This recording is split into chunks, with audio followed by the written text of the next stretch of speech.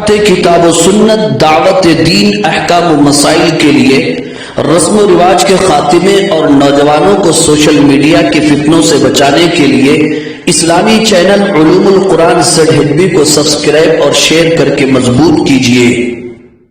اور سوسائٹی میں اور ہمارے درمیان جہاں بہت ہی برائیاں پنپ رہی ہیں اور بیماریاں چل رہی ہیں، ان میں ایک بڑی بیماری اور بڑی برائی چغل خوری کرنا ہے۔ چغل خوری کیا ہے، اس کی حقیقت کیا ہے، اس پر قرآن و حدیث میں کیا وعیدیں آئی ہیں، اور اس کی وجہ سے سماج میں کیا فتنہ و فساد پیدا ہوتا ہے اور بگاڑ آتا ہے، انشاءاللہ العزیز آج کے جمعہ میں اسی عنوان پر گفتگو ہوگی اور بیان ہوگا۔ بس آپ حضرات سے یہی گزارش ہے کہ عاجز کی معروضات و گزارشات کو دل کے کانوں سے سماعت فرمائے۔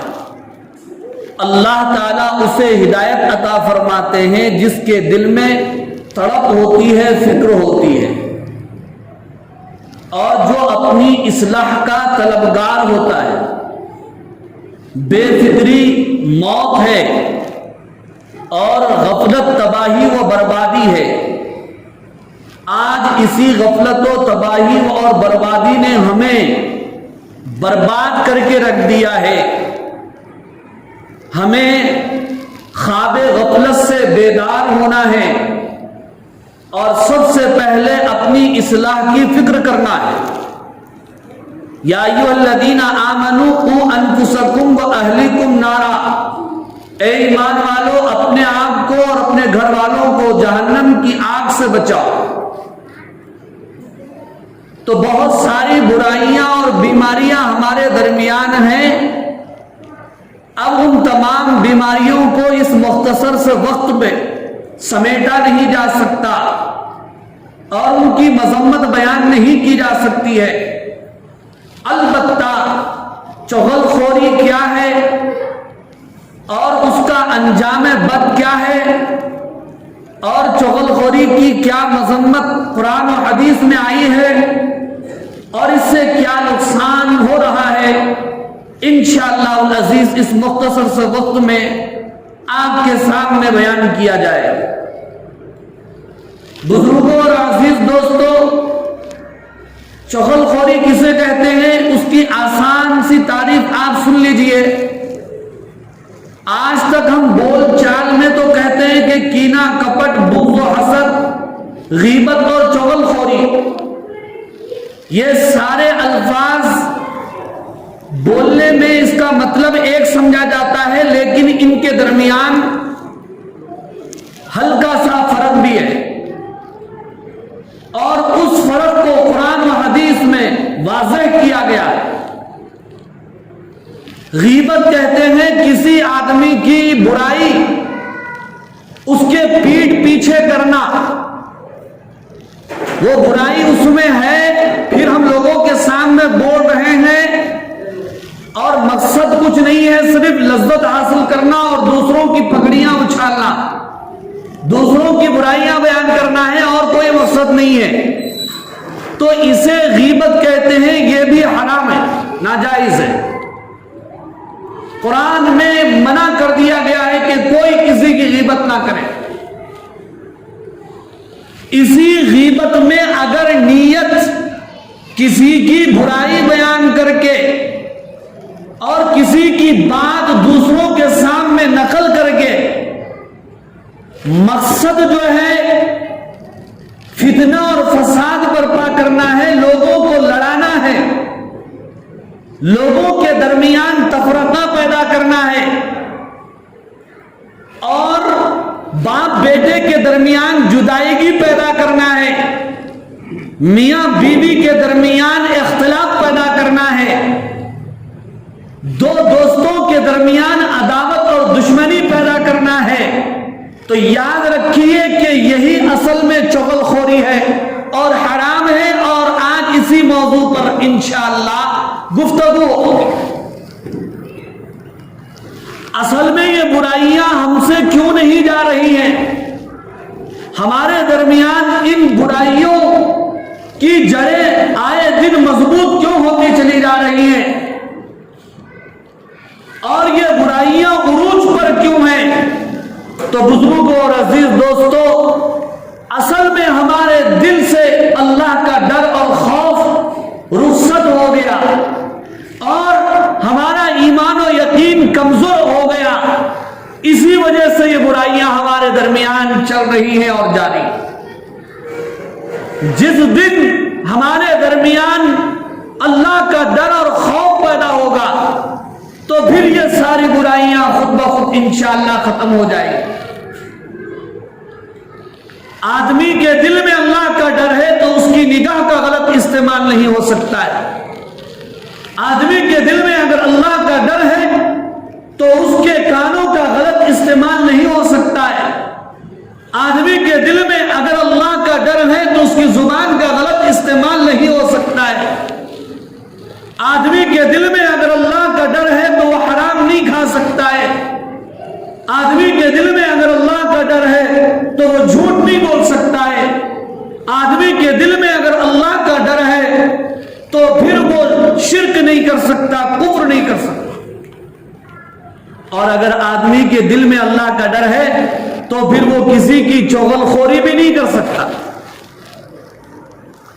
اس لیے اللہ تعالیٰ نے قرآن مجید میں بیان فرمایا، ان السمع والبصر والفؤاد کل ذلک عنہ مسئولا، یقین جانو کہ کان، آنکھیں، دل کل قیامت کے دن ان تین چیزوں کے بارے میں انسانوں سے سوال ہوگا اور پوچھا جائے گا۔ تم نے اپنی نگاہیں اور کان اور دل کا استعمال کیسے کیا؟ ان آنکھوں سے تم نے غلط دیکھا یا صحیح؟ ان کانوں سے تم نے صحیح سنا یا غلط؟ اور اپنے دل سے تم نے دوسروں کے بارے میں غلط سوچا یا صحیح؟ ہر ایک کے بارے میں کل قیامت کے دن سوال کیا جائے۔ اسی لیے حدیث میں کہا گیا، لا يدخل الجنت قطات، اور ایک روایت میں کہا گیا نمام۔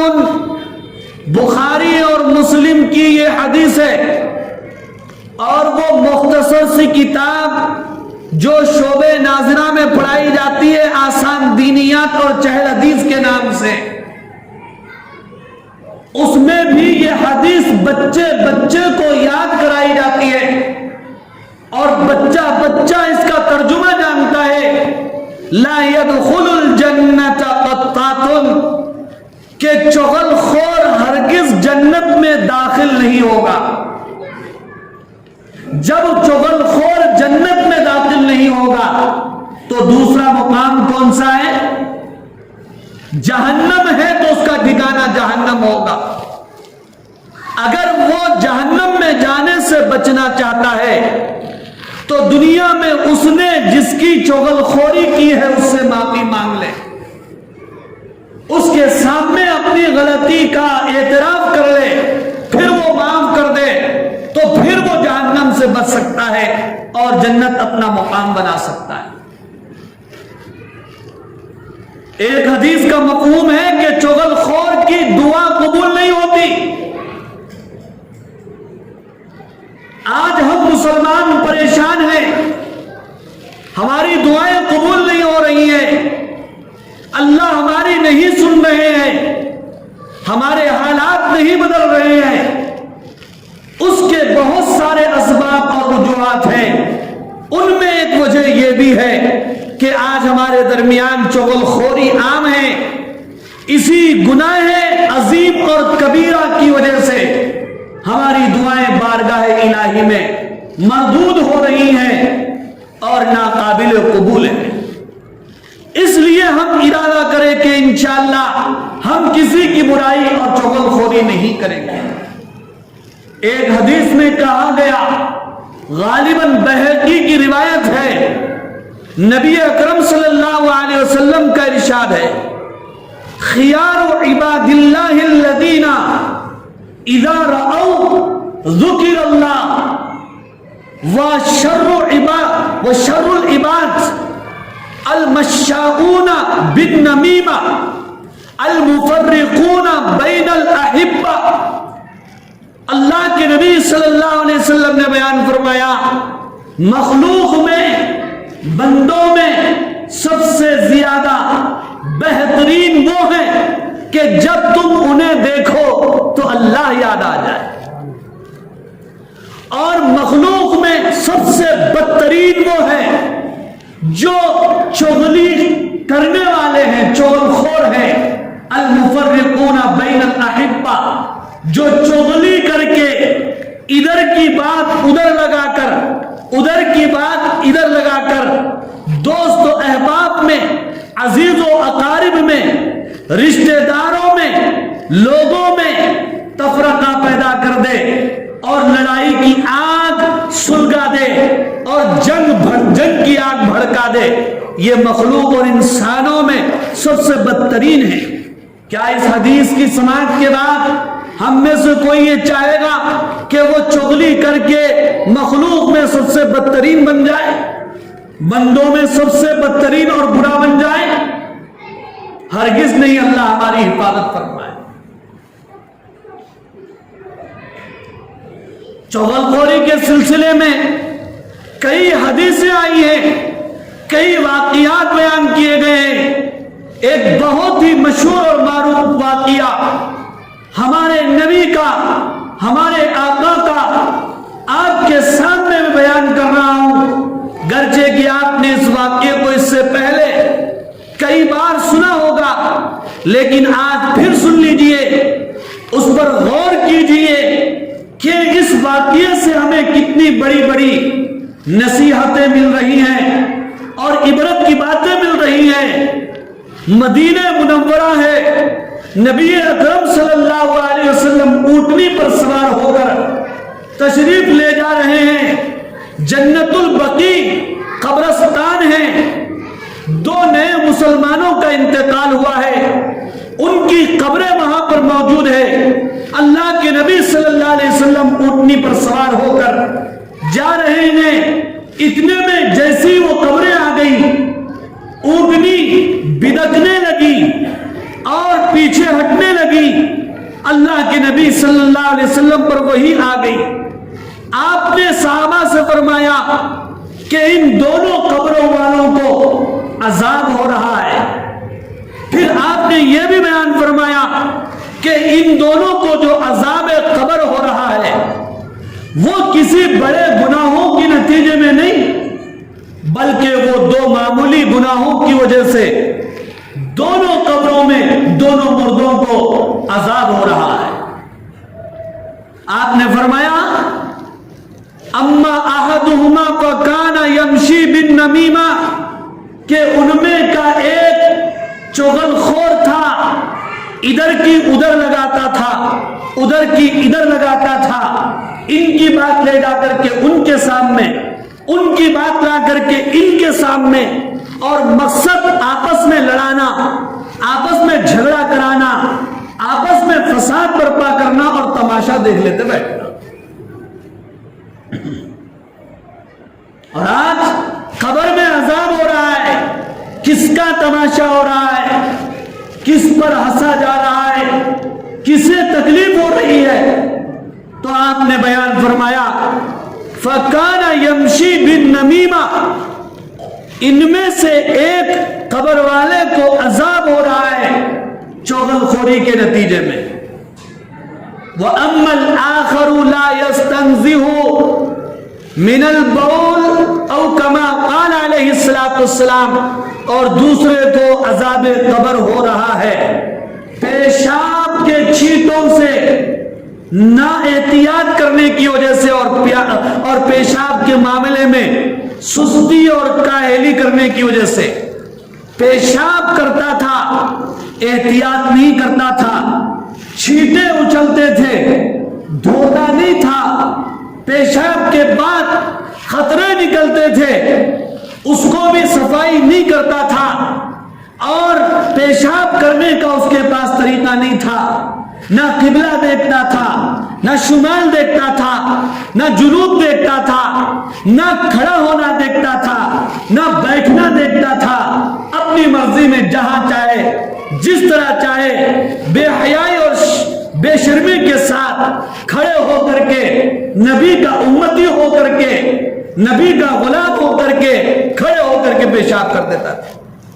آج بھی کئی مسلمان اللہ معاف فرمائے اور ہدایت عطا فرمائے کھڑے ہو کر پیشاب نہیں کر رہے ہیں۔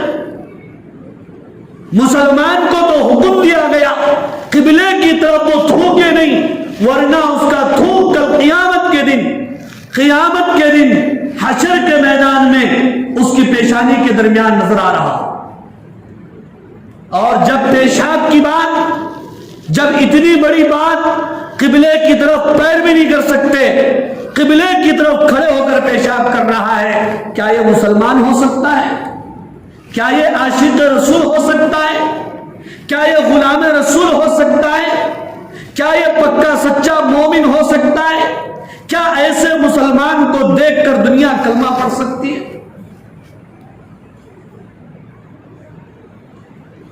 پھر اس کے بعد آپ صلی اللہ علیہ وسلم نے کھجور کی ٹہنی لی اور اسے چیر کر آپ نے 2 ٹکڑے فرمائے، ایک ٹکڑے کو ایک قبر کے اوپر گاڑ دیا اور کھجور کی دوسری لکڑی کو دوسرے قبر کی پیٹھ میں نصب فرما دیا اور یوں ارشاد فرمایا کہ یہ کھجور کی ٹہنیاں جب تک تر و تازہ رہیں گی اس وقت تک ان دونوں کو عذاب قبر نہیں ہوگا، جب سوکھ جائیں گی اس کے بعد اللہ کی مرضی ہے، اس لیے کہ کوئی بھی درخت جب تک وہ سوکھے نہیں اللہ کی تسبیح بیان کرتا ہے اور اسی کی تسبیح کی برکت سے ان کو عذاب قبر نہیں ہوگا۔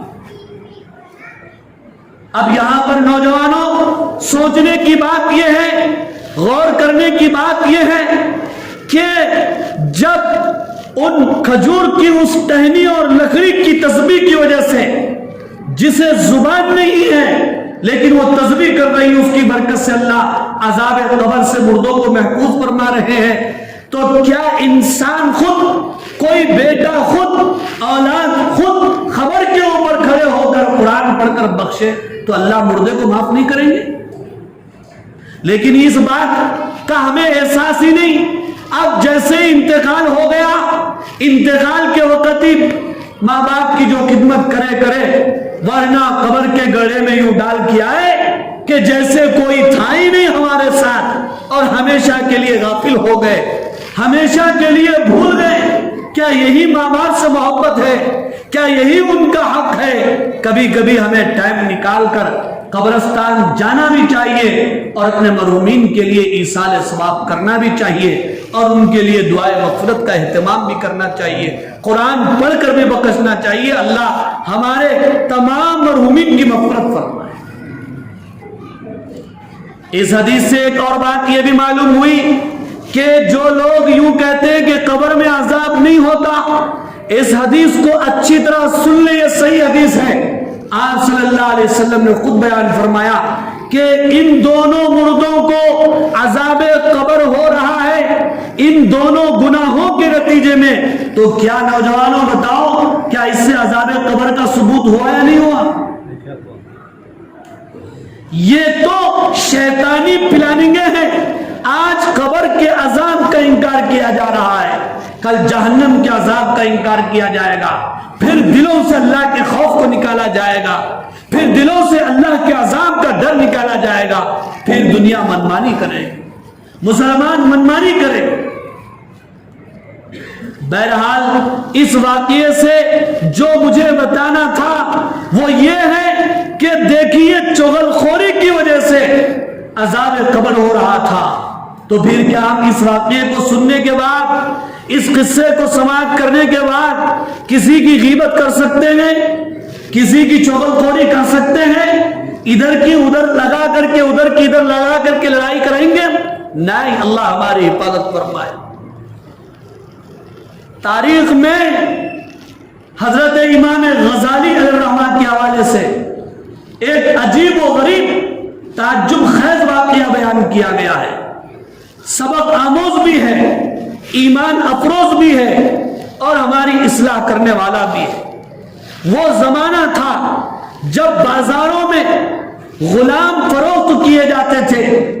ایک آدمی بازار گیا تاکہ غلام خریدے، اس نے غلام خریدا، بیچنے والے نے اس سے کہا کہ اس میں کوئی بری صفت نہیں ہے، صرف ایک بری صفت ہے کہ یہ چغل خوری کرتا ہے۔ خریدنے والے نے اسے معمولی سمجھا، گھر لایا، اپنے گھر میں خدمت کو رکھا، لیکن اس کی بری عادت نے، اس کی چغل خوری کی عادت نے اس کے پورے گھر کو ملیا میٹ کر دیا، نیست نابود کر دیا، مٹی میں ملا دیا۔ اس نے اپنے آقا کی بیوی سے، اپنی مالکہ سے یہ کہا کہ آپ کو پتا بھی ہے کہ آپ کے شوہر یعنی میرے مالک اور آقا دوسری شادی کی چکر میں ہے۔ خیر کوئی فکر کی بات نہیں ہے، میں جادو بھی جانتا ہوں، مجھے صرف سانپ کے مالک کے داڑھی کے بال چاہیے، تم اس طرح لے لو، جب وہ تمہارے پاس سونے کے لیے آئیں گے، رات میں نیند لگنے کے بعد داڑھی کے 2-3 بال کاٹ کر مجھے دے دو، میں وہ جادو کروں گا کہ پھر سانپ دوسری کی چکر میں نہیں پڑیں گے اور دوسری کو بھول جائیں گے۔ اور عورت ہوتی ہے، کچے کان کی ہوتی ہے، کمزور عقل والی ہوتی ہے، وہ رات میں اس طرح لے لی اور تیار ہو گئی۔ اور ادھر اس نے یہ چغلی کی اپنے مالک سے اور اپنے سیٹ سے، اس نے کہا سیٹ صاحب آپ کو معلوم نہیں آپ کی بیوی کے تیور بدلے ہوئے ہیں، انداز بدلتے ہوئے نظر آ رہے ہیں، آپ کی اہلیہ کے دوسروں کے ساتھ آشنائی ہو چکی ہے، دوسروں کے ساتھ تعلقات قائم ہو چکے ہیں، وہ اس لیے تم کو اپنے راستے سے ہٹانا چاہتی ہے، تم کو مارنا چاہتی ہے۔ بس اتنا اس نے چغلی کر دیا۔ رات میں جب وہ سو گیا، بیوی نے اپنی پلاننگ کے مطابق اس طرح لیا، وہ اپنی بیوی کے طاق میں تھا شوہر، اس نے دیکھا کہ بیوی اس طرح لے کر کے میری داڑھی کے قریب آ رہی ہے، فوراً اس نے پکڑ لیا، غصے میں آگ بگولا ہو گیا اور اسی اس طرح سے اپنی ہی بیوی کا کام تمام کر دیا اور قتل کر دیا۔ جب سسرال والوں کو معلوم ہوا، سسرال والوں نے شوہر کا کام تمام کر دیا اور قتل کر دیا۔ اس طرح دونوں خاندان بھی آپس میں ٹکرا کر کے تباہ و برباد ہو گئے۔ یہ ہے چغل خوری کا انجام، ادھر سے ادھر لگانے کا انجام، ادھر سے ادھر لگانے کا انجام۔ اس سے پرہیز کرنا چاہیے اور احتیاط کرنا چاہیے۔ ایک واقعہ سنا کر اپنی بات پوری کر رہا ہوں۔ حضرت موسیٰ علیہ السلام کا دور اور زمانہ ہے، بارش بند ہو چکی ہے، قحط سالی عام ہو چکی ہے۔ ایک بار نہیں، 2 بار نہیں، 3 بار موسیٰ علیہ السلام لوگوں کو لے کر 70,000 کا جمع غفیر لے کر دعائیں کر رہے ہیں، دعا قبول نہیں ہو رہی ہے۔ آخر ایک دن اللہ سے پوچھتے ہیں کہ یا اللہ کیا مانگ رہا ہے، دعا کیوں قبول نہیں ہو رہی ہے، بارش کیوں بند ہے؟ وہی آئی، اے موسیٰ تمہارے مجموعے میں ایک چغل خور بھی ہے، اس کی وجہ سے میں نے بارش بند کر رکھی ہے۔ موسیٰ علیہ السلام نے کہا اے اللہ وہ کون ہے، اس کا نام تو بتا دیجئے۔ اللہ نے کیا پیارا جواب دیا، اگر ہم بھی اس کا نام تم کو بتا دیں تو یہ موسیٰ کہیں ہم سے چغل خوری نہ ہو جائے۔ پھر موسیٰ علیہ السلام نے اعلان کیا کہ چغل خوری کا مریض کون ہے، وہ بیمار کون ہے، توبہ کر لے۔ اس نے توبہ کیا اور اللہ نے رحمت والی بارش نازل فرمائی۔ اس طرح کئی بیماریاں ہیں، وہ دیکھنے میں چھوٹی ہوتی ہیں لیکن وہ ہمارے درمیان انگار لگاتی، ہمیں آپس میں لڑانے والی اور آپس میں ٹکراؤ پیدا کرنے والی، آپس میں خلش پیدا کرنے والی، آپس میں دلوں کے درمیان نفرتیں پیدا کرنے والی ہوتی ہیں۔ اس لیے سب سے اچھا علاج یہ ہے کہ نہ کسی کی غیبت کرو، نہ چغل خوری کرو، کوئی کرے اپنے سنو نہیں, اور اگر اتفاق سے کسی کی بات ہم سن بھی لیں تو جا کر کے دوسروں کے پاس مت لگاؤ. ایک بزرگ کا واقعہ ہے, ان کے مرید کے سامنے کسی نے ان کی برائی بیان کی, مرید آیا سیدھا اپنے مرشد کے سامنے بیان کر دیا, تو اس ولی نے کیا کہا کہ اس نے وہ کام نہیں کیا جو تو نے اس کی شکایت کر کے اور اس کی بیان کی ہوئی برائی میرے سامنے کر کے میرے دل کو تکلیف پہنچائی. اس کی مثال انہوں نے یہ دی, ایک دشمن ہے, وہ تیر مارنا چاہتا تھا, اس کا تیر مجھے نہیں لگا, نیچے پڑ گیا, اور تم آ کر کے اٹھا کے میرے سینے میں اس کو گھونپ دیے, اور تم نے اس تیر کو میرے سینے کے اندر داخل کر دیا. اس لیے اگر کہیں بھی کوئی برائی اگر سننے میں آئے, سمجھا کر کے وہیں پر اس کو جو ہے یہ کر دو.